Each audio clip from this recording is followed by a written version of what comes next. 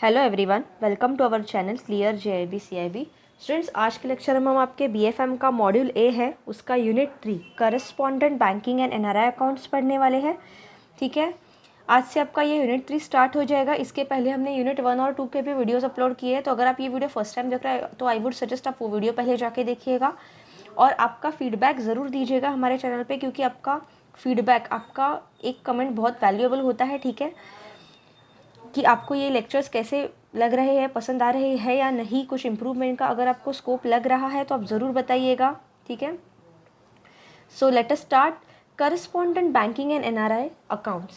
पहले तो स्टूडेंट समझते हैं करस्पॉन्डेंट बैंकिंग होता क्या है। ठीक है, ये चैप्टर में आपको करस्पॉन्डेंट बैंकिंग मतलब जो फॉरेन में बैंक्स है वो कैसे अपने इंडिया वाले बैंक्स को सपोर्ट करते हैं, उनको हेल्प करते हैं। ठीक है, ताकि हमारे जो फॉरेन में जो ट्रांजैक्शंस है ना वो आसानी से हम कर पाए।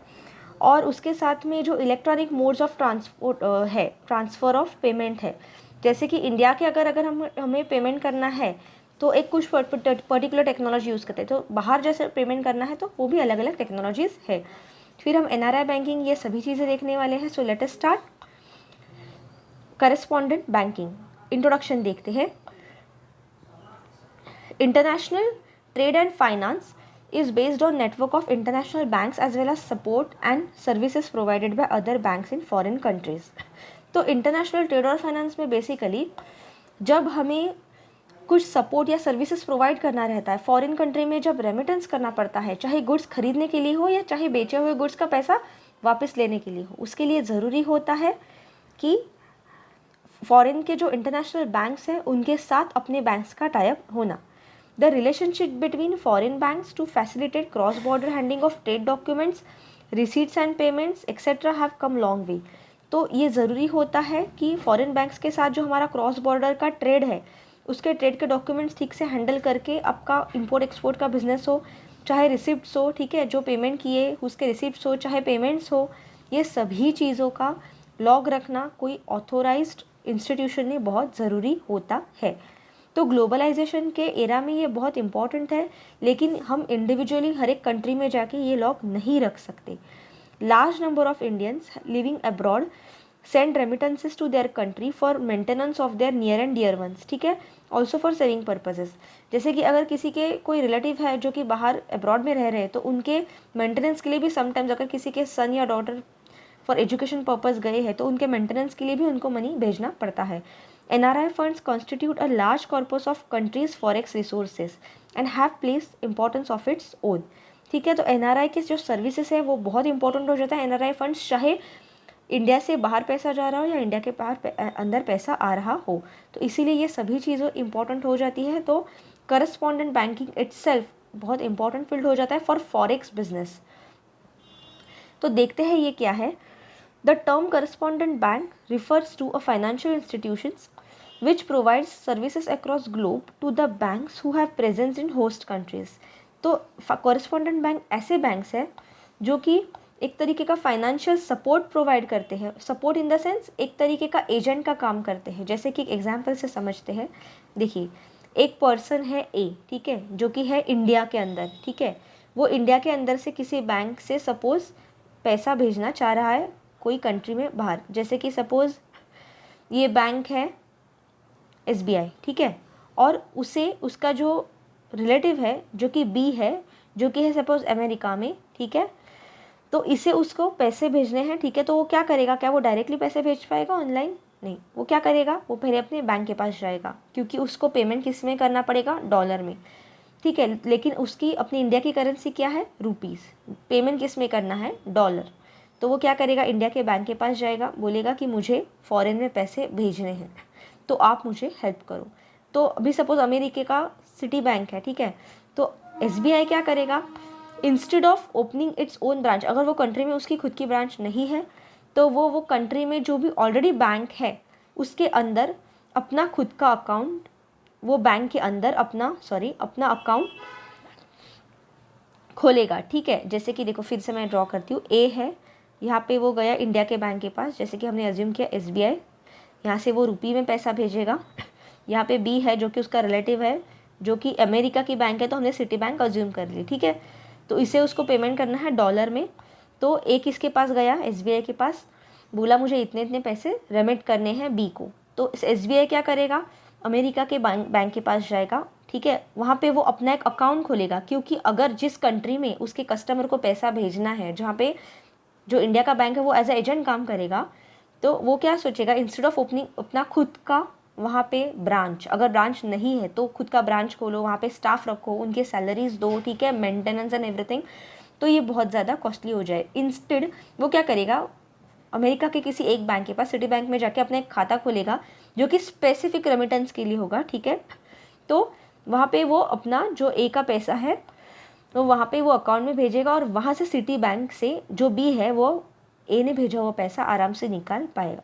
तो ये है एक तरीके का ट्रांजैक्शंस। तो इसमें जो ये सिटी बैंक है ना, जो ये फॉरेन का बैंक जो इंडिया के बैंक को सपोर्ट कर रहा है, सपोर्ट इन द सेंस एक तरीके के सर्विसेज प्रोवाइड कर रहा है, एजेंट का काम कर रहा है, इसी को कहते हैं हम करस्पॉन्डेंट बैंक, ठीक है। तो ऐसा फॉरेन का बैंक जो कि हमें इंटरनेशनल फॉरेक्स ट्रांजैक्शंस करने के लिए, ठीक है, इंटरनेशनल, चाहे वो इंपोर्ट एक्सपोर्ट हो, चाहे ट्रेड हो, चाहे रेमिटेंस हो, चाहे डी मेंटेनेंस हो for near and dear ones, ठीक है, कुछ भी आपका पेमेंट हो, तो उसके लिए वो जो फॉरेन का बैंक इंडिया के बैंक को सपोर्ट करेगा, जिस फॉरेन बैंक में इंडिया का बैंक अपना खाता खोल के वहाँ से वो पैसे ले पाएगा, दे पाएगा अपने कस्टमर को, उसको बोलेंगे करस्पॉन्डेंट बैंक। और ऐसा बैंक जो कि इंडिया का बैंक अपने खुद के कस्टमर के पैसे बाहर ट्रांसफ़र करने में हेल्प कर रहा है, उसको बोलेंगे रिस्पॉन्डेंट बैंक, ठीक है। तो आई होप ये कॉन्सेप्ट आपको दो समझ में आए, करस्पॉन्डेंट बैंक क्या होता है और रिस्पॉन्डेंट बैंक क्या होता है, ठीक है। तो यही सब चीज़ें यहाँ पे आपको डेफिनेशन में दी है। स्टूडेंट्स यहाँ पे जो जो मैंने हाईलाइट किया है वो एग्ज़ाम पर्सपेक्टिव से इंपॉर्टेंट है, आपको वही चीज़ें एग्ज़ाम में जाने से पहले एक बार अपने नज़र के नीचे से डालनी, आप टेक्स्ट बुक में ये चीज़ें हाईलाइट कर सकते हो, ठीक है। तो एक बार फिर से समझते हैं क्या डेफिनेशन है। The term correspondent bank refers to financial institution which provide services across globe to the banks who have present in host country. तो ऐसी कंट्री, होस्ट कंट्री मतलब जो कंट्री में पैसे भेजने हैं वहाँ पे वो बैंक्स एक तरीके के फाइनेंशियल इंस्टीट्यूशन का काम करता है। Correspondent bank acts as a facilitator or agents or rather intermediaries in facilitating the host of business relationship for a bank in a host country, ठीक है, generally by routing wire transfers, conducting business transactions, gathering documents on behalf of bank in the host country etc. तो ये जो foreign का bank है ना, जो ये ट्रांजैक्शंस करने के लिए हेल्प कर रहा है, ठीक है, चाहे वो आपका एक तरीके का वो बिजनेस रिलेशनशिप क्रिएट कर रहा है, किसके साथ, अपने इंडिया के बैंक के साथ, क्योंकि अपने बैंक को वो हेल्प करेगा थ्रू विच, ठीक है, वायर ट्रांसफ़र से आप पैसा ट्रांसफ़र कर सकते हो, बिजनेस ट्रांजैक्शंस के लिए आप पैसा ट्रांसफ़र कर सकते हो। अगर गारंटी का कोई डॉक्यूमेंट है तो इंडिया के बैंक के बिहाफ पे वो अपना डॉक्यूमेंट भी कलेक्ट कर सकता है, वहाँ पे भी एक अथॉरिटी का काम कर सकता है, ठीक है। ऐसे कई तरीके के ट्रांजैक्शंस में वो हेल्प कर सकता है। कौन, करस्पॉन्डेंट बैंक जो कि फॉरेन में है। In all forms it acts as a representative bank in the country, thereby helping customers in handling transactions that are originate in those countries to get completed in those countries। तो basically अपने native country के जो customers है, ठीक है, जैसे कि India के जो कस्टमर्स हैं उनके जो भी ट्रांजैक्शंस है, चाहे बिजनेस ट्रांजैक्शंस हो, ठीक है, चाहे अपने नेटिव्स को पैसे भेजने हो, चाहे कुछ गारंटी के तौर पे कुछ डॉक्यूमेंट्स लेने हो, वेरीफाई करने हो, तो वो सभी कामों के लिए जो ये फॉरेन कंट्री का बैंक है, होस्ट कंट्री का करस्पॉन्डेंट बैंक, ये हेल्प करता है, ठीक है। तो आई होप आपको ये कॉन्सेप्ट अभी ठीक से समझ में आया कि करस्पॉन्डेंट बैंक होता क्या है। नेक्स्ट देखते हैं। Banks also get access to the foreign markets and serve their international clients through correspondent banks without having open their own branches abroad. मैंने आपको भी वही समझाया था यहाँ पे कि अपने खुद के बैंक के ब्रांच फॉरेन कंट्री में ओपन किए बिना वो ये सभी सर्विसेज प्रोवाइड करता है। कौन सा बैंक, इंडिया का बैंक। तो अगर हम यहाँ पे SBI का एग्जांपल लेते हैं तो SBI फॉरेन कंट्री में अमेरिका के सभी सर्विसेज अपने कस्टमर को दे रहा है अपनी खुद की ब्रांच खोले बिना। कैसे, क्योंकि वो फॉरेन के कंट्री के बैंक को एज अ करस्पॉन्डेंट बैंक वो रिलेशनशिप फॉर्म करता है और वो करस्पॉन्डेंट बैंक उसको सपोर्ट करता है और वो सभी ट्रांजैक्शन आराम से कर सकता है, ठीक है, उसे खुद की ब्रांच खोलने की ज़रूरत नहीं। Correspondent banking in its true sense is a relationship between two banks which have mutual accounts with each other and one of them has account with one another. देखिए, करस्पॉन्डेंट बैंकिंग का concept basically क्या है कि यहाँ पे दो banks जो कि अलग अलग कंट्री में सिचुएटेड है वो एक दूसरे के साथ अपना अकाउंट ओपन कर सकते हैं। अभी जैसे कि हमने देखा SBI का अकाउंट अगर सिटी बैंक में है तो अमेरिका के कस्टमर का कोई भी ट्रांजैक्शन रहेगा जो कि SBI में आएगा, तो वो आराम से अपने अकाउंट से वो काम कर सकता है। वैसे ही सिटी बैंक भी अपना खुद का खाता है SBI में, जो भी इंडिया का बैंक है उसके साथ खोल सकता है। तो जब अगर अमेरिका के कोई कस्टमर को, ठीक है, सपोज B को A को पैसा भेजना रहेगा, अमेरिका के कोई कस्टमर को A को पैसा भेजना रहेगा अपने नेट रिलेटिव को, या कोई बिजनेस ट्रांजैक्शन हो, चाहे इंपोर्ट एक्सपोर्ट हो, चाहे ट्रेड फाइनेंस हो, तो वो केस में भी सिटी बैंक अपना जो SBI के अंदर जो खाता है ना, जो अकाउंट है, वहाँ से वो आराम से ट्रांजैक्शन कर सकता है। उसे खुद की ब्रांच इंडिया में खोलने की ज़रूरत नहीं है। ठीक है, ये इतना आसान है। आई होप आपको ये समझा स्टूडेंट्स। सो म्यूचुअली एक दूसरे के साथ वो रिलेशन फाइंड आउट करते बिल्ड करते हैं म्यूचुअल अकाउंट्स ओपन करके। However in large sense correspondent banking also means relationship and servicing of banking needs as agents without having account relationship। तो एक तरीके का एजेंट का काम करते हैं बिना अकाउंट खोले।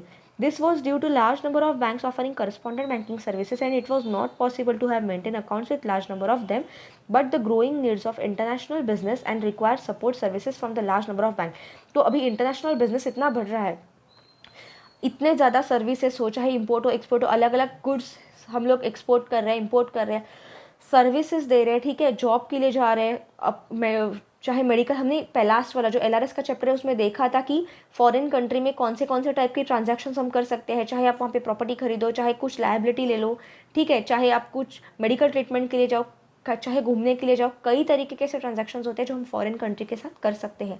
तो ये सभी ट्रांजैक्शन आसानी से कर सकने के लिए, इंटरनेशनल बिजनेस चालू रखने के लिए करस्पॉन्डेंट बैंकिंग बहुत ही इंपॉर्टेंट फील्ड हो जाता है स्टूडेंट्स। आई होप आपको ये जहाँ तक ठीक से समझा।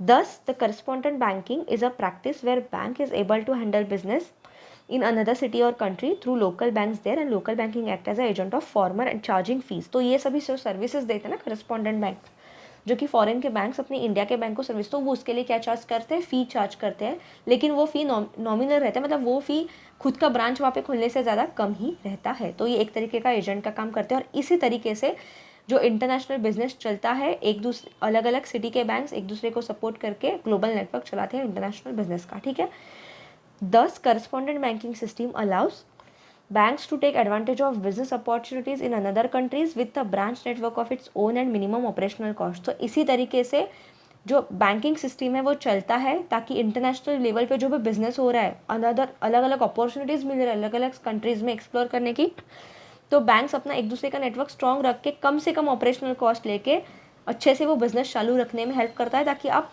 फ्लुएंटली कोई भी बाहर के कंट्री के साथ फाइनेंशियल ट्रांजैक्शन कर सकते हो, ट्रेड कर सकते हो, इंपोर्ट एक्सपोर्ट कर सकते हो। While the bank in foreign country is a correspondent bank, bank in home country for which correspondent bank acts as a agent is a respondent bank। मैंने आपको अभी वही बोला, जो अपना इंडिया का बैंक है जहाँ से ये सर्विसेज हम पैसे भेजना चाह रहे हैं उसको बोलेंगे रिस्पोंडेंट बैंक। और जो फॉरेन का बैंक जहाँ से एक्चुअली वो सर्विस प्रोवाइड कर रहा है आपके भेजे हुए पैसे या आपका जो भी ट्रांजैक्शन है, जो भी फाइनेंशियल ट्रांजैक्शन है, बिजनेस ट्रांजैक्शन है, वो कंप्लीट करने के लिए हेल्प करता है, उसको बोलते हैं करस्पॉन्डेंट बैंक। तो एक होता है करस्पॉन्डेंट बैंक और एक होता है रिस्पोंडेंट बैंक। आई होप आपको ये कॉन्सेप्ट ठीक से समझ में आया। तो अभी देखते हैं कि ऐसी क्या ज़रूरत पड़ी कि आपको करस्पॉन्डेंट बैंकिंग चालू करने की ज़रूरत पड़ी। International trade has immense potential and almost all stakeholders across globe are exploring the opportunity for maximizing the wealth of their business। हर एक को अपना खुद का बिजनेस बढ़ाना है, हर एक को अपना वेल्थ बढ़ाना है बिजनेस का। ठीक है, तो ज़्यादा से ज़्यादा लोग क्या कर रहे हैं कि सिर्फ खुद के कंट्री में बिजनेस करने से अच्छा वो बाहर के अलग अलग कंट्री में इंटरनेशनल ट्रेड को बहुत ज़्यादा फोकस कर रहे हैं। उसकी वजह से हो क्या रहा है, इंटरनेशनल ट्रांजैक्शंस बढ़ रहे हैं, रेमिटेंस बढ़ रहा है। Many of the expatriate community of the home country staying abroad would be an advantageous position if the bank from home country has good correspondent banking network in their host country।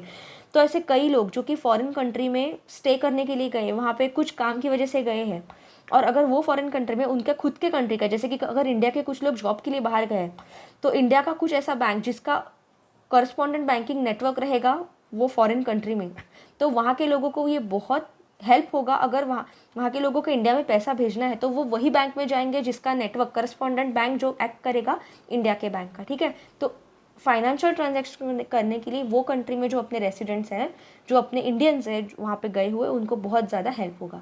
It is not always practically possible for all banks to have branches everywhere. सभी branch के लिए possible नहीं होता banks के लिए, हर एक country में branch open करना बहुत ज़्यादा कॉस्टली हो जाता है। Correspondent banking facilities essential for providing banking businesses in foreign countries where respondent bank does not have any physical presence. तो रिस्पॉन्डेंट बैंक जो है, जैसे कि अभी इंडिया का बैंक है SBI, उसका कुछ भी फिजिकल प्रेजेंस अगर नहीं भी रहेगा तो भी वो फ्लुएंटली अपने सारे सर्विसेज वहाँ पे सर्विसेज ले पाएगा, कस्टमर्स को सर्विसेज प्रोवाइड कर पाएगा। ठीक है, जो भी कस्टमर को जो भी सर्विस चाहिए, ठीक है, रिगार्डिंग फॉरेन इंटरनेशनल ट्रेड, तो वो आराम से कर पाएगा। ठीक है, तो ओवरसीज क्लाइंट को आराम से वो बिजनेस के लिए यूज़ कर सकता है। ठीक है, okay.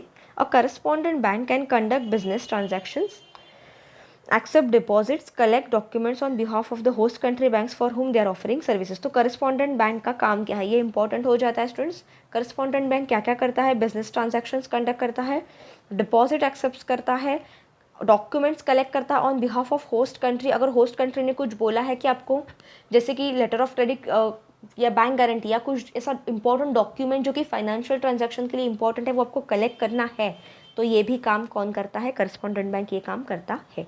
Correspondent banks are more likely to be use for conduct business in foreign countries and as a home country banks agent abroad. तो फॉरेन कंट्री में आपको जो भी बिजनेस करना है और होम कंट्री के बैंक का एक तरीके का एजेंट फॉरेन कंट्री में, अब्रॉड में वो काम करता है। Correspondent banking is an activity that has been negatively impacted by derisking in certain regions and sectors. तो एक ऐसा करस्पॉन्डेंट बैंकिंग एक ऐसा एक्टिविटी है जो जिसको डिरिस्क किया गया है, मतलब रिस्क बहुत ही ज़्यादा कम की गई है। देखते हैं कैसे। तो मतलब रिस्क है लेकिन उसे कम करने के भी तरीके देखती है क्या है। This is of a concern to the international community since correspondent banking is a important means of facilitating cross border movement of funds, enabling financial institutions in accessing financial services in different currencies, foreign jurisdiction, thereby supporting international trade, commerce, remittance flows of all of which contribute to promoting global financial inclusion। देखिए, जब आप cross border movement of funds कर रहे हो तो ज़रूरी है कि वो फंड्स का सोर्स कहाँ से है, from where you are bringing the money. ठीक है, आप पैसे कहाँ से ला रहे हो और जहाँ पे आप पैसे भेज रहे हो क्या वो इलीगल तो नहीं है। ठीक है, किस काम के लिए आप पैसे भेज रहे हो, कहाँ पे भेज रहे हो, आपके फंड्स का ठीक से यूटिलाइजेशन हो रहा है या नहीं। ठीक है, तो और वो जिस कंट्री में आप ये रेमिटेंस कर रहे हो क्या वो फॉरेन जुरिस्डिक्शन के अंदर, मतलब वो कंट्री के लॉज एंड रेगुलेशंस के अंदर दायरे में रह के आप कर रहे हो या आप वो फॉलो ना करके पैसे भेज रहे हो। ठीक है, तो ये सभी चीज़ें, मतलब लॉज एंड रेगुलेशन मतलब इंटरनेशनल ट्रेड के लॉ, कॉमर्स के, रेमिटेंस के लॉ, दोनों कंट्री के, जिस कंट्री से पैसा बाहर जा रहा है जिस देश से, और जिस देश में पैसा भेज रहे हो उस देश में भी क्या आप वो रेगुलेशंस फॉलो कर रहे हो या नहीं।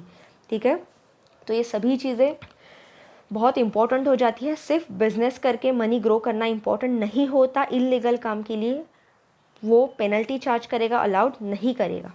इसीलिए जो फाइनेंशियल एक्शन टास्क फोर्स है, ठीक है, आप सभी को पता रहेगा, FATF, ठीक है, जो कि कंट्रीज़ को एक तरीके का रेटिंग देता है। ठीक है, ग्रे लिस्ट में डालता है, ब्लैक लिस्ट में डालता है, आपको कौन सी कंट्री के साथ ट्रांजैक्शंस फाइनेंशियल करने हैं, किस टाइप के ट्रांजैक्शंस करने हैं। ठीक है, तो FATF की टोटल 13 ऐसे रिकमेंडेशंस थी, required additional measures to be applied to cross border correspondent banking relationships in addition to performing customer due diligence and enhanced due diligence measures in FATF recommendations 10 for high risk customers। तो देखिए, FATF की total ऐसे 13 recommendations थी जिसमें आप जब cross border correspondent banking relationship कर रहे हो, मतलब जब एक कंट्री का बैंक दूसरे कंट्री के बैंक के साथ as a correspondent banking relationship में जा रहा है, तो बहुत ज़रूरी होता है कस्टमर ड्यू डिलीजेंस को फॉलो करना और एनहांस ड्यू डिलीजेंस को फॉलो करना। ठीक है, उसके बिना आपको कोई भी पैसा फॉरेन में ना भेजना है ना फॉरेन से एक्सेप्ट करना है, कोई भी सर्विस बैंक नहीं देगा अगर वो ये कंडीशंस फॉलो नहीं करेगा तो। ठीक है, ये टोटल 13 गाइडलाइंस में ऐसी 10 रिकमेंडेशंस दी है। Such additional measures are appropriate because cross border banking relationships are seen to be of inherently higher risk than domestic customer relationship। देखिए, आजकल क्या हो रहा है पता है ना, लोग लोन लेके चुका नहीं रहे, भाग रहे। ठीक है, कहाँ भागते हैं, फॉरेन में ही तो भागते हैं। ठीक है, ताकि उनको ढूंढना थोड़ा मुश्किल हो जाए, या अगर ब्लैक मनी है तो वो छुपाने के लिए कौन से अकाउंट्स यूज़ करते हैं, instead of using India's account foreign banks के अलग अलग अकाउंट्स में पैसे ट्रांसफ़र होते हैं। तो ये क्या हो रहा है, ये इलीगल ट्रांसफ़र ऑफ मनी भी होता है ना। तो इसीलिए जब आप फॉरेन कंट्री में कुछ ट्रांजैक्शन कर रहे हो, बिजनेस इंटरनेशनल लेवल पे आप ट्रांजैक्शन कर रहे हो, तो क्या वो ट्रांजैक्शंस क्लीन है या नहीं।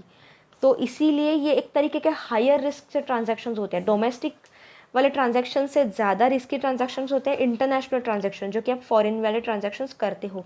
तो इसीलिए ज़रूरी होता है आपको ये गाइडलाइन, किसको ये गाइडलाइन फॉलो करना है, बैंक्स को, चाहे वो इंडिया वाला बैंक हो या चाहे वो फॉरेन वाला बैंक हो। ठीक है, तो क्या होते हैं ये गाइडलाइंस। ठीक है, कस्टमर ड्यू डिलीजेंस क्या होता है और इन्हांस ड्यू डिलीजेंस क्या होता है, आगे देखते हैं। Consequently simplified CDD measures are never appropriate in cross border correspondent banking context where cross border activities are conducted. ठीक है, तो कस्टमर्स की पूरी इन्फॉर्मेशन आपको लेनी है, वो पैसे कहाँ से ला रहे हैं, किस चीज़ के लिए पैसे भेज रहे हैं, कहाँ पे भेज रहे हैं, किसके अकाउंट में भेज रहे हैं। तो जो पर्सन पैसा भेज रहा है उसका पूरा बायोडेटा, वो पैसा कहाँ से आया उसका बायोडेटा, और वो किसके अकाउंट में जा रहा है और वो पर्सन वो पैसे का यूज़ किस चीज़ के लिए कर रहा है, उसका पूरा का पूरा हिस्ट्री जोग्राफी बैंक को रखना है। उसके बिना वो पैसा ट्रांसफ़र नहीं करेगा। ठीक है, bank should refuse to enter into or continue correspondent banking relationship with counterparts who would not report all international or domestic transactions to a national control agency for their respective countries and also ensure that strict safeguards are to be put in place for sharing information। तो अगर bank को लगता है कि ऐसा कोई भी transaction हो रहा है जो कि ये रेगुलेशंस फॉलो नहीं कर रहा है, उसको कुछ भी डाउटफुल अगर लगता है, तो वो ऐसे ट्रांजैक्शंस में एंटर करने से रिफ्यूज़ करेगा, वो मना कर देगा ऐसे पैसे भेजने के लिए। और वो किससे रिपोर्ट करेगा, नेशनल कंट्रोल एजेंसी को। ऐसा कोई भी अगर उसको डाउट आता है ट्रांजैक्शंस के लिए तो वो उसको रिपोर्ट करेगा। ठीक है, तो आई होप स्टूडेंट्स आपको समझा करस्पॉन्डेंट बैंकिंग का कॉन्सेप्ट क्या है। ठीक है, सिर्फ इतना ही ध्यान रखो कि एक ऐसा इंडिया वाला बैंक और एक फॉरेन वाला बैंक रहता है। इंडिया वाले कस्टमर को अगर बाहर पैसा भेजना है तो फॉरेन बैंक वो इंडिया वाले बैंक के पास जाएगा, इंडिया वाला बैंक अपना खुद का अकाउंट फॉरेन बैंक में खोलेगा for specially purpose of remittance, और वो अकाउंट से फिर फॉरेन वाला बैंक जिस कस्टमर को इंडिया वाले कस्टमर ने पैसा भेजा है उसको दे देगा, लेकिन उसके लिए सभी चीज़ें फॉलो करना ज़रूरी है। ठीक है, बस अभी देखते हैं next functions of correspondent banking क्या क्या होते हैं।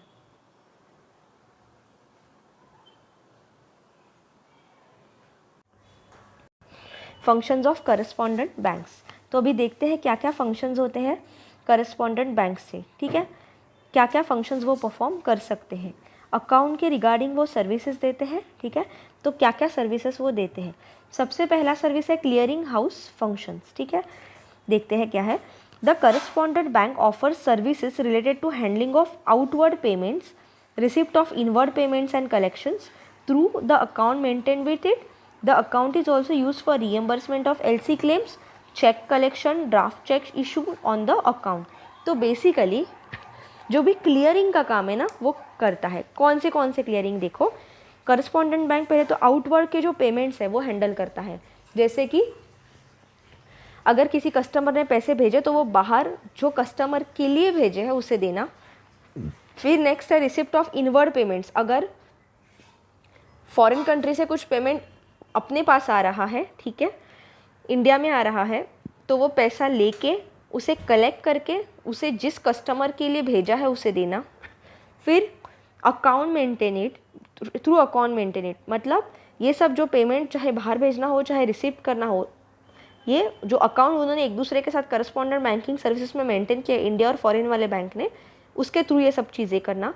उसी के बाद रीइंबर्समेंट ऑफ एलसी क्लेम्स करना, जो भी लेटर ऑफ क्रेडिट के क्लेम्स रहते हैं ना उसका रीइंबर्समेंट करना, चेक कलेक्शन करना, ठीक है, ड्राफ्ट इशू करना, ये सभी काम, ठीक है, जो कि एक कस्टमर को दूसरे फॉरेन कंट्री के कस्टमर के साथ ये सब चीज़ें जो भी फाइनेंशियल इंटरनेशनल ट्रेड और फाइनेंस के ट्रांजैक्शंस करने हैं उन सभी चीज़ों के लिए बैंक्स हेल्प करता है। The services include providing of statement of accounts at predefined intervals as also advices details of transactions which are handled to account. ठीक है, तो इन सभी चीज़ों के लिए स्टेटमेंट ऑफ अकाउंट्स होना ज़रूरी है पहले वाले। ठीक है, अचानक से किसी पर्सन ने बैंक में अकाउंट ओपन किया और बोला मुझे पैसे भेजने, ऐसा नहीं हो सकता, कुछ उसके लिए प्री कंडीशंस होते हैं।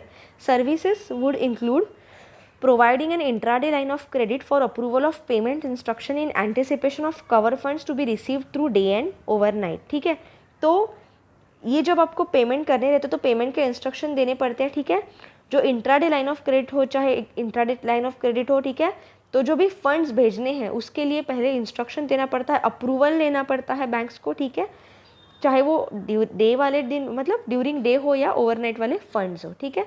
तो ये सभी तरीके के फंड्स का क्लियरिंग कौन करता है? करस्पॉन्डेंट बैंक, ठीक है। तो ये पहला फंक्शन था। दूसरा फंक्शन है कलेक्शंस। देखिए कौन सी चीज़ें बैंक कलेक्ट करता है। Correspondent bank provide services as agent for collection of import export documents, bills of exchange as well as cheque in their country.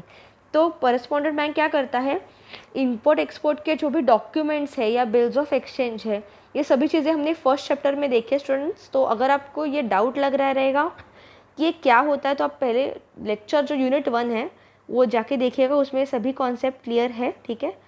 तो जब आप इंपोर्ट एक्सपोर्ट कर रहे हो तो ये डॉक्यूमेंट्स तो इंपॉर्टेंट हो ही जाते हैं, सिर्फ पैसे भेज के तो होगा नहीं, ठीक है, कुछ ना कुछ तो गारंटी देनी पड़ती है, पहले से आपको सब डॉक्यूमेंटेशन करना पड़ता है, चेक भेजना पड़ता है पैसे में, ठीक है, वो कंट्री में। तो ये सभी चीज़ों को कलेक्ट करना, ठीक है, उसे मेंटेन करना कौन काम करता है? ये करस्पॉन्डेंट बैंक काम करता है। They also credit the proceeds of such collections after realisation to the account maintain with them. तो वो ऐसे ही सभी डॉक्यूमेंट्स पहले से अपने साथ कलेक्ट करके रखते हैं और बाद में जब भी रियलाइजेशन होगा, अमाउंट आ जाएगी, तो वो ट्रांसफ़र करते हैं। कौन? Correspondent bank. Besides the service may include follow-up of payments, reminders, noting, protesting of bills of exchange, also taking steps to safeguard the interest of respondent bank। तो जो भी पेमेंट करना हो या पेमेंट के लिए रिमाइंडर देना हो, अगर सपोज कुछ इंपोर्ट एक्सपोर्ट का बिजनेस है और इंडिया से सपोज किसी ने पैसा भेज दिया, ठीक है, सॉरी गुड्स भेज दिए और वहाँ से अगर पेमेंट नहीं आया, ठीक है, जो भी बिल ऑफ एक्सचेंज कलेक्ट किया, ठीक है, गारंटी का ये लेटर किया और बाद में पैसा दिया ही नहीं, तो उसके लिए रिमाइंडर डालना पड़ेगा, ठीक है, कि यू हैव टू पे द मनी, ठीक है। फिर नोट करना bills of protesting of bills of exchange. तो ये सभी चीज़ों काम कौन करता है? करस्पॉन्डेंट बैंक, ताकि जो रिस्पॉन्डेंट बैंक है उसका इंटरेस्ट सेफ गार्ड हो। मतलब रिस्पॉन्डेंट बैंक जो इंडिया वाला बैंक है ना, उसे ये सब चीज़ें करने के लिए फॉरेन में जाके खुद का सर ना फोड़ना पड़े, ठीक है, ये सब काम करस्पॉन्डेंट बैंक, ये सब सर्विस करस्पॉन्डेंट बैंक उसको दे देता है। Foreign bank also collects clean instruments for credit to the account of bank. Some correspondent bank offers facilities like cash credit, cash letters for collecting proceeds of cheques drawn on customers in the overseas locations, lock boxes where counter parties may drop cheques. तो basically correspondent bank जो है students, वो आपको ऐसी facilities देता है ताकि आप क्लीन क्रेडिट टू अकाउंट हो सकता है, ठीक है। आपको फॉरेन बैंक में अगर चेक भी ड्रॉ करने हैं, ठीक है, चेक डालने भी है अगर लॉक बॉक्सेस में, तो वो भी सर्विसेज जो करस्पॉन्डेंट बैंक है वो देता है, ठीक है। ड्राफ्ट इशू करता है, draft pertaining to receivables of the client bank, which enables respondent bank to collect proceeds faster through correspondent banking network. तो जो रिस्पॉन्डेंट बैंक है उसके लिए चाहे चेक कलेक्ट करना हो, चाहे ड्राफ्ट बनाना हो, कुछ भी रिसीवेबल्स हो, क्लीन इंस्ट्रूमेंट्स हो for the crediting to the account of bank, तो ये सभी काम कौन करता है? करस्पॉन्डेंट बैंक, ठीक है। तो ये दूसरा काम करता है कलेक्शंस वाला। तीसरा फंक्शन है जो कि करस्पॉन्डेंट बैंक करता है, वो है पेमेंट का। The correspondent bank handles and executes all payment instructions of the client bank by debiting to the account maintained with it, and the payment could be interbank payments for settlement of forex deals or customers payments for imports of goods and services। तो basically जो भी client bank के payments हो, ठीक है, उसको execute करता है, ठीक है, चाहे उसके लिए उसे अकाउंट किसी का डेबिट करना पड़े, ठीक है। अगर इंडिया के किसी बैंक ने सपोज SBI ने बोला सिटी बैंक को इस कस्टमर, जो भी आपका कस्टमर है फॉरेन में, उसके अकाउंट से इतना पैसा डेबिट करना है फॉर दिस सच ट्रांजैक्शन, तो वो भी काम करता है। फिर इंटर बैंक के पेमेंट्स के लिए सपोर्ट करता है। फिर सिटी बैंक वो पैसा SBI को भेजेगा इंटर बैंक पेमेंट से। फॉरेक्स डील सेटलमेंट करता है। सपोज़ किसी ने पैसा फॉरेन एक्सचेंज में, जैसे कि आप फॉरेन एक्सचेंज में पैसा डालते हो, ठीक है, स्टॉक मार्केट में, फॉरेन के शेयर्स में, वहाँ के इक्विटी में अगर किसी ने इन्वेस्ट किया, ठीक है, डेट में, तो वो आप पैसा कैसे इन्वेस्ट करते हो? आप अपने बैंक के थ्रू करते हो और आपका बैंक क्या करता है? फॉरेन के बैंक में वो अकाउंट खोल के वहाँ से ट्रांजैक्शंस करता है, चाहे इंपोर्ट एक्सपोर्ट ऑफ गुड्स हो, चाहे फॉरेक्स डील्स हो, तो ये पेमेंट का काम भी कौन करता है? Correspondent bank. The payments can be made for the beneficiaries in the same city, country and other countries depending upon the location of the beneficiary correspondent bank account. तो ये पेमेंट वाला काम बेनिफिशियरी चाहे सेम सिटी में हो, वही country में हो, चाहे अलग कंट्री में हो, कोई भी लोकेशन पे हो, तो वो फॉरेन का बैंक उसके लिए हेल्प करता है. तो ये तीसरा फंक्शन हुआ पेमेंट्स का. चौथा फंक्शन है ओवरड्राफ्ट्स एंड लोन फैसिलिटी. देखिए करस्पॉन्डेंट बैंक लोन वाली फैसिलिटी भी देता है. The correspondent bank, by virtue of having an account with the client bank, also grants overdraft for temporary, say overnight needs in order to fill up short-term funding gaps. It can also consider granting of loans on regular short-term basis based on credit assessment of the foreign bank. तो अगर suppose किसी bank को जो भी overnight जो भी funds maintain करने देते हैं minimum as per regulators guidelines, तो अगर उसमें शॉर्टेज पड़ा तो ओवरनाइट केस के लिए अगर उसको फंड्स निकालने पड़े, ठीक है, लोन लेना पड़ता, तो ओवरड्राफ्ट भी देता है, टेम्पररी फंड्स प्रोवाइड करता है कौन? Correspondent bank. Short term basis पे रेगुलर लोन्स भी देता है, credit assessment of foreign bank करता है, ठीक है. However these arrangements require execution of agreements and documents between the client respondent bank and the correspondent bank subject to the bank's internal approval and regulatory permissions. तो ये सब चीज़ें करने के लिए बेसिकली ओवरड्राफ्ट फैसिलिटी या लोन फैसिलिटी चाहे वो ओवरनाइट बेसिस पे हो या रेगुलर शॉर्ट टर्म बेसिस पे हो या क्रेडिट वाले बेसिस पे हो, वो सभी के लिए ज़रूरी होता है जो रिस्पॉन्डेंट बैंक है और करस्पॉन्डेंट बैंक है, ठीक है. ये दोनों बैंक का अपने अंदर के बैंक इंटरनल अप्रूवल होना और वो कंट्री के सभी रेगुलेटरी चीज़ों को, रेगुलेशंस को, लॉ को, रेगुलेटरी परमिशंस होना फॉलो करके ही उनको ये लोन वाला फैसिलिटी एक दूसरे से अवेल करने मिलता है, ठीक है. तो ये था चौथा function overdraft and loan facility. पांचवा फंक्शन है investment services. Correspondent bank offer service related to investment of overnight surplus balances in the account beyond the minimum balance to be maintain at domestic call rates minus small margin. It also offers investment of funds of short term deposits and cash management of services of client bank. तो देखो जैसे कि overnight के case में अगर कोई एक bank को दूसरे बैंक में जो मिनिमम फंड्स मेंटेन करने हैं उसमें शॉर्टेज पड़े तो उसके लिए लोन लेना पड़ता है, वैसे ही कभी कभी ऐसा भी हो सकता है कि वो बैंक के पास एक्स्ट्रा फंड हो, सरप्लस फंड हो, जो भी मिनिमम उसको मेंटेन करना है बैलेंस, उससे ज़्यादा अगर उसका बिजनेस हुआ तो वो पैसा वो क्या करेगा? फॉरेन के ही किसी सर्विस में इन्वेस्ट करेगा, ठीक है. तो उसके लिए भी करस्पॉन्डेंट बैंक सर्विसेज देता है, कुछ अट्रैक्टिव रेट ऑफ इंटरेस्ट देता है जिस पे वो अपने पैसे इन्वेस्ट कर सकता है. कौन? रिस्पॉन्डेंट बैंक, ठीक है. चाहे शॉर्ट टर्म डिपॉजिट हो, चाहे कैश मैनेजमेंट सर्विसेज हो, ठीक है. स्मॉल मार्जिन कॉल रेट्स, ठीक है. तो स्मॉल मार्जिन रख के वो बेस्ट रेट पे रिस्पॉन्डेंट बैंक को अपना सर्विस देता है ताकि वहाँ पे वो इन्वेस्टमेंट करके अपना पैसा वो भी प्रॉफिट कमाए और करस्पॉन्डेंट बैंक भी प्रॉफिट कमाए, ठीक है. तो स्टूडेंट्स ये थे main important 5 services of correspondent bank. पहला था क्लियरिंग हाउस फंक्शन, दूसरा कलेक्शंस, तीसरा पेमेंट्स, चौथा ओवरड्राफ्ट एंड लोन फैसिलिटी और पांचवा इन्वेस्टमेंट सर्विसेज. कुछ और भी सर्विसेज देते हैं करस्पॉन्डेंट बैंक, देखते हैं वो क्या है. These services would not normally require account relationship and can be offered based on the relationship and credit assessment by the correspondent bank. तो यहाँ पे कुछ अकाउंट वाला रिलेशनशिप होना ज़रूरी नहीं है ये सर्विसेज के लिए, सिर्फ नॉर्मल रिलेशनशिप और credit assessment bye correspondent bank अगर करता है, रिस्पॉन्डेंट दो बैंक्स अलग अलग एक दूसरे का अगर क्रेडिट असेसमेंट करते हैं, नॉर्मल रिलेशनशिप रहेगा तो कुछ स्पेशल वहाँ पे अकाउंट के रिक्वायरमेंट होना ज़रूरी नहीं है. तो ऐसी कौन सी सर्विसेज है वो देखते हैं. पहला है लेटर ऑफ क्रेडिट एडवाइजिंग, ठीक है. अगर क्रेडिट एडवाइजिंग करना है लेटर का, फिर LC confirmation, letter of credit का कन्फर्मेशन देना है. Arranging buyers credit and supplier credits for importers of the respondent bank country, मतलब जो जहाँ से पैसा भेजा है तो ठीक है कुछ इंपोर्ट किया है तो उसके रिगार्डिंग बायर्स का क्रेडिट और सप्लायर्स का क्रेडिट अरेंज करना, ये भी काम करता है करस्पॉन्डेंट बैंक. फिर बैंकर्स एक्सेप्टेंस, ठीक है, बैंकर्स का एक्सेप्टेंस ताकि उसके आगे पेमेंट ना हो सके जब तक वो एक्सेप्ट नहीं करता. फिर इशुएंस ऑफ गारंटी, चाहे बिड परफॉर्मेंस हो, बिड बॉन्ड हो, परफॉर्मेंस हो तो गारंटी इशू करता है. फॉरेन एक्सचेंज सर्विसेज देता है, मैंने अभी बोला, चाहे डेरिवेटिव प्रोडक्ट हो, अगर आपको फॉरेक्स में पैसे इन्वेस्ट करना है तो वो भी काम कौन करता है? Correspondent bank. कस्टोडियल सर्विसेज देता है, अगर आपको कुछ चीज़ें कस्टडी में, ठीक है, गारंटी में रखनी है, गिरवी रखनी है, ठीक है, फॉरेन कंट्री के केस में, तो वो भी वो सपोर्ट करता है.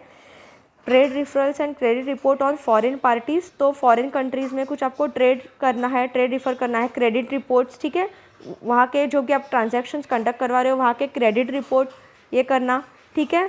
फिर services related to investment of overnight surplus fund, ठीक है, short term deposit also securities etcetera, ठीक है। तो ओवरनाइट अगर सरप्लस फंड आपके पास है बैंक के पास रिस्पोंडेंट वाले, तो उससे इन्वेस्टमेंट करना या शॉर्ट टर्म डिपॉजिट के तौर पे रखना या सिक्योरिटीज़ में इन्वेस्ट करने के लिए सर्विसेज देना, वो भी काम करता है। फिर other fund raising services like bonds, ADRs, GDRs, ठीक है, उसके लिए भी हेल्प करता है, ठीक है। फिर नेक्स्ट है training and seminars on various topics on latest developments, ठीक है।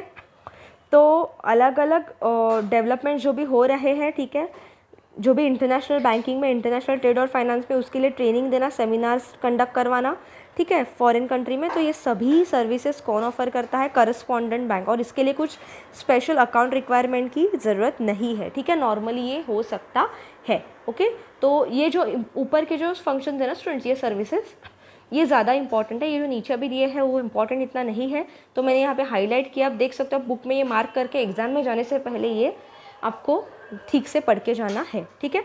अभी आगे देखते हैं कि कितने कितने अकाउंट्स के टाइप्स है, ठीक है, nostro, Vostro and loro accounts, ठीक है। We have seen in earlier part maintaining accounts with the correspondent banking is the one of the major aspects of relationship, even though it may not be prerequisite. The account relationship facilitates handling of receipts, payments, collections and reimbursement in the country and in the currency of correspondent bank, ठीक है।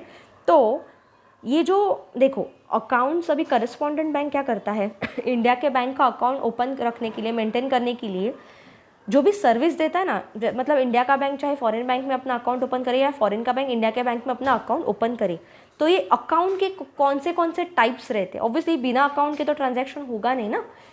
Okay, तो ये क्या क्या account के types रहते हैं, किस बेसिस पे ये अकाउंट ओपन होते हैं, ठीक है, और उसे हम क्या बोलेंगे, ठीक है। तो ये सभी चीज़ें आती है 3 टाइप के अकाउंट्स में, नॉस्ट्रो, वॉस्ट्रो और लोरो अकाउंट्स, ठीक है, देखते हैं। और ये बहुत इंपॉर्टेंट है स्टूडेंट्स, इसलिए मैंने ये पूरा हाईलाइट किया है। टोटल 4 टाइप्स है, मिरर अकाउंट भी आता है, लेकिन मेन 3 है, नॉस्ट्रो, वॉस्ट्रो, लोरो। यहाँ से आप कंफर्म क्वेश्चन एक्सपेक्ट कर सकते हो। अभी जो आपका एग्जाम हुआ था वहाँ पे आप CIB का जून 2023 का, वहाँ से यहाँ से क्वेश्चंस बना था, ठीक है, मल्टीपल ऑप्शन वाले क्वेश्चन में, तो आपको ये स्किप नहीं करना है, ठीक है। सबसे पहला टॉपिक है नॉस्ट्रो अकाउंट। देखते हैं नॉस्ट्रो अकाउंट क्या है। A foreign currency account maintain by a bank in home country with the bank in the host country. मतलब इसको आप ऐसे बोल सकते हो, सिर्फ इतना ध्यान रखो, आवर अकाउंट विथ यू। जैसे कि फॉर एग्जाम्पल SBI मुंबई का अकाउंट है USD में, ठीक, सिटी बैंक में। देखो अभी हमने जो एग्जाम्पल दिया था उसी से समझते हैं ताकि आपको आसानी हो समझ में। पहला तो बैंक था हमारा SBI, ठीक है, इंडिया वाले किसी कस्टमर को फॉरेन में पैसा भेजना है अमेरिका में, तो यहाँ से इंडिया वाले बैंक ने फॉरेन वाला बैंक जो है सिटी बैंक अमेरिका का, वहाँ पे B को कस्टमर को पैसा भेजा। तो SBI का जो बैंक है, ठीक है, सिटी बैंक में, ये कौन से करेंसी में रहेगा? डॉलर में, ठीक है। तो SBI का जो अकाउंट सिटी बैंक में रहेगा specially for this correspondent banking वाले पर्पस के लिए, इंटरनेशनल ट्रेड के लिए, वो अकाउंट को हम बोलेंगे नॉस्ट्रो अकाउंट, ठीक है। मतलब आवर अकाउंट विथ यू, हमारा अकाउंट आपके पास, ठीक है, आवर अकाउंट विथ यू, हमारा अकाउंट आपके पास, इसे क्या बोलेंगे? Nostro account. मतलब SBI का जो सिटी बैंक में अकाउंट है। सिमिलरली अगर कोई फॉरेन के, अगर अमेरिका के कोई पर्सन को इंडिया में कुछ भी पैसा भेजना है तो वो SBI में अपना खाता खोलेगा। ऑब्वियसली SBI का वहाँ पे एक खाता है, तो फॉरेन कंट्री का भी इंडिया वाले बैंक में खाता होगा, ठीक है। तो वो अकाउंट मतलब फॉरेन कंट्री वाले बैंक का इंडिया में जो अकाउंट है ना, उसको बोलेंगे हम वॉस्ट्रो अकाउंट। वॉस्ट्रो अकाउंट को आप कैसे याद रखोगे? योर अकाउंट विथ अस, आपका अकाउंट हमारे पास इज़ वॉस्ट्रो और हमारा अकाउंट आपके पास इज़ नॉस्ट्रो। तो our account with you is nostro, हमारा जो फॉरेन कंट्री में बैंक में अकाउंट है, और आपका अकाउंट फॉरेन कंट्री के बैंक का जो इंडिया में अकाउंट है ना, वो किस में रहेगा? रुपी में रहेगा, उसको कहेंगे वॉस्ट्रो, ठीक है। ये समझिए ठीक से, बस यही है नॉस्ट्रो और वॉस्ट्रो। अभी आगे समझते हैं लोरो अकाउंट क्या होता है। एक बार एक डेफिनेशन फिर से देख लेते हैं ताकि कॉन्सेप्ट क्लियर रहे। देखो, nostro account is a foreign currency account maintain by bank in home country with host country. तो होम कंट्री वाले बैंक का होस्ट कंट्री वाले बैंक में अकाउंट है, ठीक है। आवर अकाउंट विथ यू, तो हमारा अकाउंट आपके पास। For example SBI Mumbai maintaining a USD account with city bank New York is a nostro account in the books of SBI। ध्यान से समझिए, SBI के बुक्स में SBI का सिटी बैंक वाला अकाउंट नॉस्ट्रो रहेगा। लेकिन मुझे बताओ, अगर सिटी बैंक में जो SBI का अकाउंट है, ठीक है, एसबीआई का जो सिटी बैंक में अकाउंट है, ये सिटी बैंक के लिए क्या रहेगा, ये तो इसका खुद के लिए नॉस्ट्रो अकाउंट रहेगा। एसबीआई के लिए, सॉरी, ये खुद के लिए इसका वॉस्ट्रो अकाउंट रहेगा। एसबीआई के लिए ये नॉस्ट्रो है, तो सिटी बैंक के लिए ये क्या रहेगा, योर अकाउंट विथ अस ना। तो मतलब एसबीआई का अकाउंट अगर सिटी बैंक में रहेगा, ये इसके लिए वॉस्ट्रो रहेगा, लेकिन अपने लिए नॉस्ट्रो रहेगा। वॉस्ट्रो अकाउंट का डेफिनेशन देखते हैं। और Vostro account, a non resident bank maintaining an account in the home country in the currency of home country. मतलब एक नॉन रेसिडेंट बैंक जो कि अपना कंट्री का रेसिडेंट नहीं है, लेकिन वो अपने कंट्री में होम करेंसी में एक अकाउंट ओपन रख रहा है, जिसको हम बोल सकते हैं योर अकाउंट विथ अस। ठीक है, वॉस्ट्रो का इतना ही ध्यान रखो, योर अकाउंट विथ अस। ठीक है, से American Express bank New York maintaining a rupee account with SBI Mumbai is a Vostro account in the books of SBI. तो जो फॉरेन कंट्री का बैंक है वो अपने इंडिया के करेंसी में अपने बैंक में जो अकाउंट खोल रहा है, तो एसबीआई के बुक्स में ऐसा फॉरेन बैंक का अकाउंट क्या रहेगा, वॉस्ट्रो। और अपना अकाउंट फॉरेन कंट्री के बैंक में उनके करेंसी में वो क्या रहेगा, नॉस्ट्रो। किसके बुक्स में, एसबीआई के बुक्स में। ठीक है, ये हम किसके पॉइंट ऑफ व्यू से देख रहे हैं, एसबीआई के, मतलब जो इंडिया का बैंक है उसके पॉइंट ऑफ व्यू से हम ये देख रहे हैं। तो आई होप आपको ये ठीक से समझा स्टूडेंट्स। तो अगर पेपर में आता है नॉस्ट्रो मतलब क्या, अवर अकाउंट विथ यू, और वॉस्ट्रो मतलब क्या, योर अकाउंट विथ अस। बस ये इतना आसान है, आप इतना भी ध्यान रखोगे ना तो आपको आराम से समझ में आ जाएगा। फिर नेक्स्ट टाइप है लॉरो अकाउंट। ठीक है, loro account refers to the account of other banks that is their account with them. इसका मतलब क्या है, कोई एक बैंक है उसका किसी और बैंक में अकाउंट है, ये कोई तीसरा बैंक देख रहा है। बस मैं आपको इतना ही वर्ड्स में बता रही हूँ ताकि आपको समझने में आसानी हो, ज़्यादा कॉम्प्लिकेटेड नहीं करना है। एक बैंक का अकाउंट, एक बैंक देख रहा है, ठीक है, एक बैंक देख रहा है कि किसी एक बैंक का किसी और फॉरेन कंट्री के बैंक में अकाउंट है, तो ये देखने वाले बैंक के लिए ये क्या रहेगा, लॉरो अकाउंट, मतलब देयर अकाउंट विद देम। ठीक है, ये क्या रहेगा, there account with them. Okay, तो इसे आप थर्ड पार्टी अकाउंट भी बोल सकते हो, क्योंकि यहाँ पे जो देखने वाला बैंक है ना, उसके नज़र वो खुद से ही इन बैंक्स के केस में इन्वॉल्व नहीं होता। ठीक है,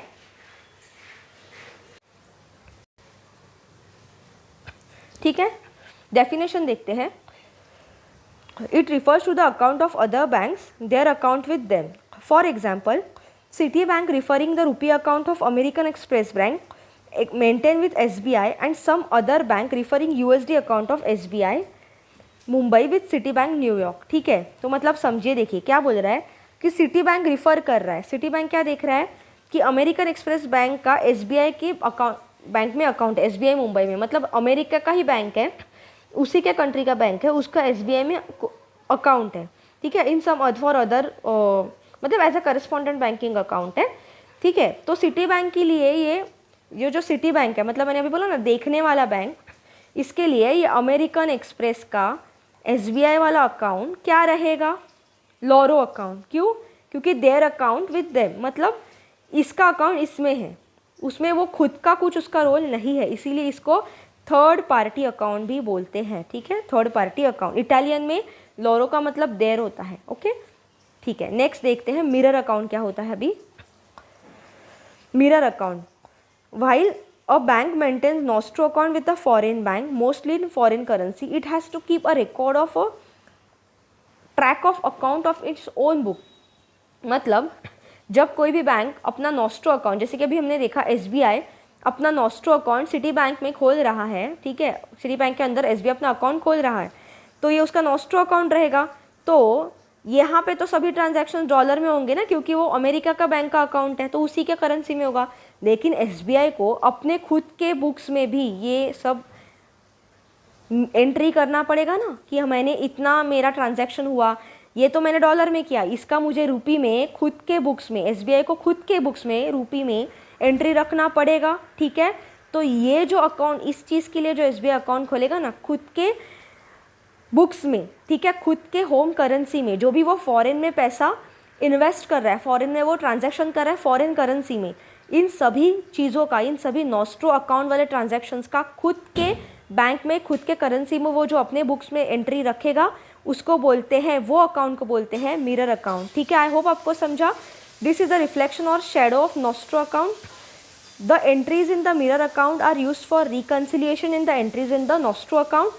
The mirror account is maintained in two currencies, one of which is foreign currency and other is a home currency. तो आपको आई होप अच्छे से समझ में आ गया अभी स्टूडेंट्स कि जो मिरर अकाउंट है ना वो नॉस्ट्रो अकाउंट का ही मिरर है. इसीलिए इसको मिरर क्यों बोलते हैं? मिरर में हम कब देखते हैं? खुद का ही इमेज देखते हैं ना, ठीक है, खुद का ही रिफ्लेक्शन देखते हैं. तो नॉस्ट्रो अकाउंट में जो भी ट्रांजैक्शन चल रहे हैं वो सभी का मिरर अकाउंट में अपने बुक्स में बैंक अपने खुद के बुक में एंट्री करेगा अपने खुद के करेंसी में, जो नॉस्ट्रो में फॉरेन करेंसी में हो रहा है. नॉस्ट्रो में अगर वो डॉलर में हो रहा है सिटी बैंक में, तो इंडिया के बैंक में एसबीआई अपने रुपीज़ में खुद के बुक्स में एंट्री ले रहा है, तो वो हर एक ट्रांजैक्शन का मिरर एंट्री ले रहा है, ठीक है, एग्जैक्ट रिफ्लेक्शन ले रहा है. तो इसीलिए यहाँ पे बेसिकली टू करेंसी इन्वॉल्व होती है, एक तो फॉरेन की करेंसी और एक तो इंडिया की करेंसी, ठीक है. तो दो करेंसी इन्वॉल्व, अगर कोई बाहर के दो कंट्री करे तो उनकी अपनी अपनी करेंसी इसमें इन्वॉल्व हो जाएगी और ऐसे अकाउंट को बोलोगे आप मिरर अकाउंट, ठीक है. तो स्टूडेंट्स आई होप आपको ये समझ में आ गया 4 अकाउंट के टाइप्स. ये बहुत इंपॉर्टेंट है आपके एग्जाम पर्सपेक्टिव से. आप यहाँ से शॉर्ट क्वेश्चन एक्सपेक्ट कर सकते हो अगर ये चैप्टर से क्वेश्चन आता है तो, कि नॉस्ट्रो अकाउंट क्या होता है, वोस्ट्रो अकाउंट क्या होता है, लॉरो अकाउंट क्या होता है और मिरर अकाउंट क्या होता है, ठीक है. नॉस्ट्रो मतलब your account, our account with you, हमारा अकाउंट आपके पास जो कि फॉरेन करेंसी में होगा. वोस्ट्रो मतलब योर अकाउंट विथ अस, मतलब फॉरेन बैंक का अकाउंट अपने बैंक में जो कि अपने होम करेंसी में होगा. फिर लॉरो अकाउंट मतलब देयर अकाउंट विद देम. आपको सिर्फ इतना ही कीवर्ड याद रखना है, ठीक है. नॉस्ट्रो मतलब your account with our account with you, ठीक है. ये कीवर्ड ही याद रखो, तो बाकी का ध्यान रखने की जरूरत नहीं है. Our account with you is nostro, ठीक है. वोस्ट्रो मतलब योर अकाउंट विथ अस, आपका अकाउंट हमारे पास, तो हमारे पास है तो हमारे करेंसी में ही होगा. आपका अकाउंट है तो वो आपके ही करेंसी में होगा, ठीक है. फिर लॉरो अकाउंट मतलब there account with them, third party वाला अकाउंट है. एक बंदा देख रहा है, एक बैंक जो कि दूसरे एक बैंक का किसी तीसरे फॉरेन बैंक में अकाउंट है, तो मतलब लॉरो मतलब देयर अकाउंट विद देम, एक का अकाउंट दूसरे के बैंक में, ठीक है. और मिरर अकाउंट मतलब नॉस्ट्रो का एग्जैक्टली इमेज. नॉस्ट्रो अकाउंट में कोई भी बैंक जो भी एंट्री ले रहा है तो अपने खुद के करेंसी के बैंक में वो हर एक की बुक्स में एंट्री रखेगा, ठीक है, अपनी इंडिया की करेंसी में, तो उसको बोलेंगे मिरर अकाउंट, ठीक है. तो ये सभी चीज़ें इंपॉर्टेंट हो जाती है स्टूडेंट्स. कंफर्म यहाँ से क्वेश्चन आ जाएगा, ठीक है. ये आपको बुक में इंपॉर्टेंट मार्क करना है, ठीक है. तो देयरफॉर अभी यहाँ से हम क्या कंक्लूजन में आते हैं? Bank accounts are a major function of a realm of corresponding bank, generate good revenue for correspondent banks in form of surplus balance, charges of debit credit transactions handle and payment commissions. तो इसीलिए जो correspondent bank है वो कई तरीके के dynamic आपको functions दे रहा है, चाहे फाइनेंशियल ट्रांजैक्शंस हो, चाहे रेवेन्यू जनरेट करना हो, चाहे सरप्लस बैलेंस का आपका इन्वेस्टमेंट हो, चाहे ओवरनाइट में आपको लोन देना हो, डेबिट करना हो, क्रेडिट करना हो, चार्जेस को, पेमेंट्स का कमीशन लेना हो, सभी चीज़ों में वो एकदम बेस्ट वे में काम कर रहा है. इसीलिए करस्पॉन्डेंट बैंक का फंक्शन, जो आप फॉरेन एक्सचेंज ट्रांजैक्शंस कर रहे हो, इंटरनेशनल ट्रांजैक्शन, इंटरनेशनल ट्रेड कर रहे हो, उसमें इंपॉर्टेंट हो जाता है, ठीक है. तो स्टूडेंट्स आज का लेक्चर हम यहीं पे एंड करते हैं. आगे आने वाले लेक्चर में हम आगे का जो पार्ट है चैप्टर हम कंप्लीट करेंगे. हमारी ABFM की भी सीरीज चले स्टूडेंट्स. तो अगर आपको ये वीडियो अच्छा लगा तो लाइक ज़रूर कीजिएगा और अपने सभी बैंकर्स दोस्त जो CIB दे रहे हैं उनके साथ ये चैनल शेयर कीजिएगा. आपका फीडबैक बहुत वैल्यूएबल है. अगर आपको कुछ भी डाउट आता है, क्वेरी आती है, कमेंट सेक्शन में ज़रूर पूछेगा. हम कोशिश करेंगे आपकी क्वेरी सॉल्व करने की. जल्द ही CIB अभी आपका जो आने वाला एग्जाम है उसके लिए हम स्ट्रेटेजी वाले वीडियो लाने वाले हैं, तो बने रहिएगा चैनल पे. Thank you so much.